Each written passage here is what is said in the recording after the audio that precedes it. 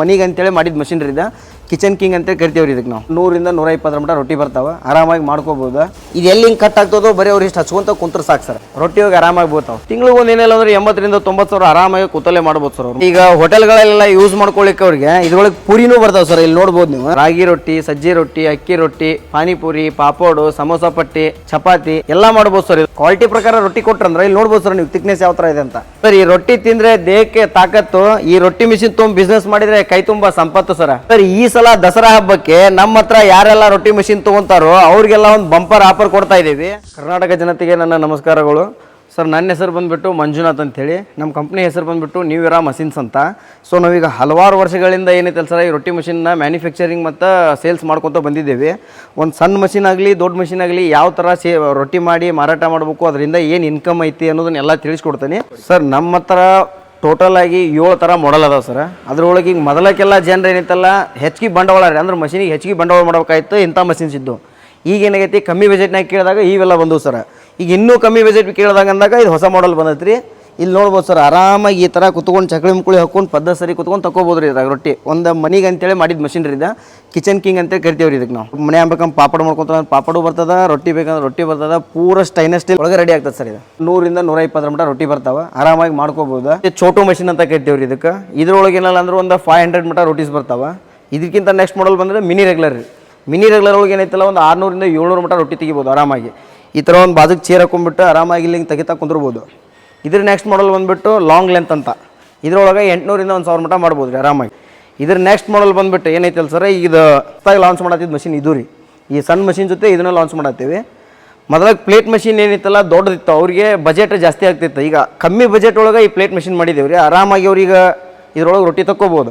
ಇದ್ರೊಳಗೂ 800 ರಿಂದ 1000 ಬಂದೇ ಬರ್ತಾವೆ. ಪಾಪ ಅಂಗವಿಕಲರಿಗೆ ಆಗಲಿ ಒಂದು ಹೆಲ್ಪ್ ಆಗಲಿ ಅಂತೇಳಿ ಹೇಳಿದೆ ಸರ್. ಯಾವ ಥರ ಅಂತಂದ್ರೆ ಈ ಜಗದಾಗ ಅವ್ರು ಆರಾಮಾಗಿ ಒಂದು ಚೇರ್ ಹಾಕೊಂಡು ಕಾಸು ಈ ವೇಸ್ಟ್ ಇಟ್ಟು ಏನು ಉಳಿತೈತಲ್ಲ ಸರ್ ಇಲ್ಲಿ ರೊಟ್ಟಿ ಕಟ್ಟಾಗಿ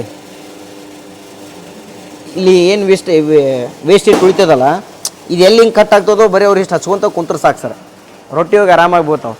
ಒಂದು 50 ರೊಟ್ಟಿ ಆದಮೇಲೆ ಅವ್ರ ಕಡೆ ಯಾರೋ ಆಳು ಇರ್ತಾರೆ, ಅವ್ರನ್ನ ಕರೆದು ಬಂದ್ ಮಾಡ್ಲಿಕ್ಕೆ ಹೇಳಿಬಿಟ್ರೆ ಮುಗಿದೋಯ್ತು ಸರ್. ಈಗ ಹೋಟೆಲ್ಗಳೆಲ್ಲ ಯೂಸ್ ಮಾಡ್ಕೊಳ್ಳಿಕ್ಕೆ ಅವ್ರಿಗೆ ಇದ್ರೊಳಗೆ ಪೂರಿನೂ ಬರ್ತಾವೆ ಸರ್. ಇಲ್ಲಿ ನೋಡ್ಬೋದು ನೀವು.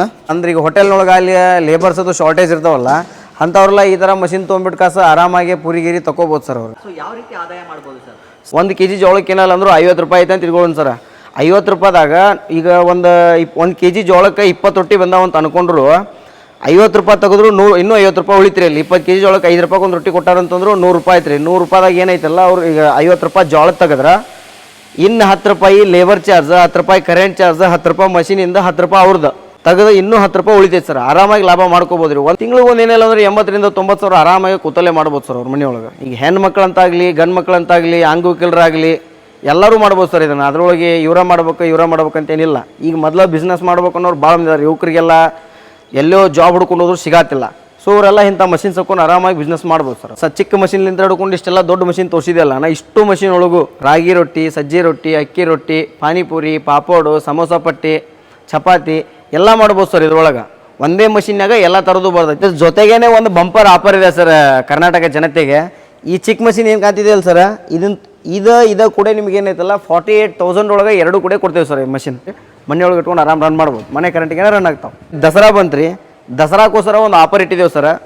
ನಿಮ್ಮ ಚಾನಲ್ನಿಂದ ನೋಡ್ಕೊತ ಬರೋರಾಗಲಿ ಇಲ್ಲ ಡೈರೆಕ್ಟ್ ಕಂಪ್ನಿಗೆ ವಿಸಿಟ್ ಮಾಡಿ ಸರ್ ನಂಗೆ ಇಂಥ ಮಷಿನ್ ಬೇಕಂತ ಹೇಳಿದವ್ರಿಗೆ ಅಲ್ಲಿ ಡಿಸ್ಕೌಂಟ್ ವಿತ್ ಒಂದು ಆಫರ್ ಇದೆ ಸರ್.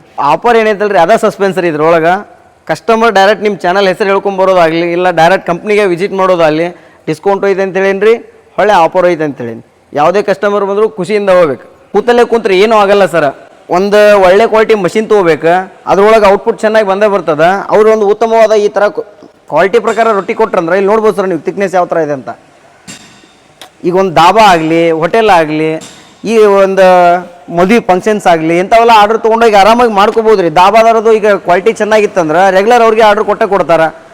ಅವಾಗ ಇವ್ರು ರೇಟ್ನೂ ಕೊಡ್ಬೋದು, ಉತ್ತಮವಾದ ರೊಟ್ಟಿನೂ ಕೊಡ್ಬೋದು ರೀ. ಕ್ವಾಲಿಟಿ ಪ್ರಕಾರ ಅವ್ರು ಹೆಂಗೆ ಕ್ವಾಲಿಟಿ ಕೇಳ್ತಾರೆ ಆ ಥರ ಕೊಟ್ಟರೆ ಬಿಸ್ನೆಸ್ ಆಗೇ ಆಗ್ತದೆ. ಬಟ್ ಕುಂತಲ್ಲೇ ಕುಂತ್ರೆ ಮಾತ್ರ ಯಾವುದೇ ಥರದಂಥ ರೊಟ್ಟಿ ಆಗಲ್ಲ ಸರ್. ಎದ್ದು ಅಡ್ಡಾಡಬೇಕು, ಹೋಟೆಲ್ಗಳಿಗೆಲ್ಲ ಹೋಗ್ಬೇಕು. ಮತ್ತೆ ವ್ಯಾರಂಟಿ ಎಲ್ಲ ಹೆಂಗೆ ಸರ್? ಸರ್ವಿಸು ವಾರಂಟಿ ಅಂತ ಬಂದ್ಬಿಟ್ರೆ ಏನಾಗ್ತದೆ, 1 ಇಯರ್ ವಾರಂಟಿ ಇರ್ತದೆ, 1 ಇಯರ್ ಸರ್ವಿಸ್ ಫ್ರೀ ಇರ್ತದೆ. 1 ಇಯರ್ ಅಂದ್ಬಿಟ್ಲೆ 1 ಇಯರ್ ಅಷ್ಟೇ ಅಂತಿರಲ್ಲ. ನಮ್ಮ ಕಡೆ ಮಷಿನ್ ತೊಗೊಂಡಿರ್ತಾರೆ ಅಂದ್ರೆ ಮುಗಿತ್ರಿ ಲೈಫ್ ಟೈಮ್ ಆದರೂ ನಾವು ಸರ್ವಿಸ್ ಕೊಡ್ತೇವೆ. ಯಾವುದೇ ಕಾರಣಕ್ಕೂ ನಮ್ಮ ಮಷಿನ್ ಹಂಗೈತಿ ಹಿಂಗೈತಿ ಅಂತ ಕಸ್ಟಮರ್ ಇಲ್ಲಿ ಮಟ್ಟ ಬರುವಂಗಂತೂ ನಾವು ಇಟ್ಕೊಳ್ಳಲ್ಲ ಸರ್.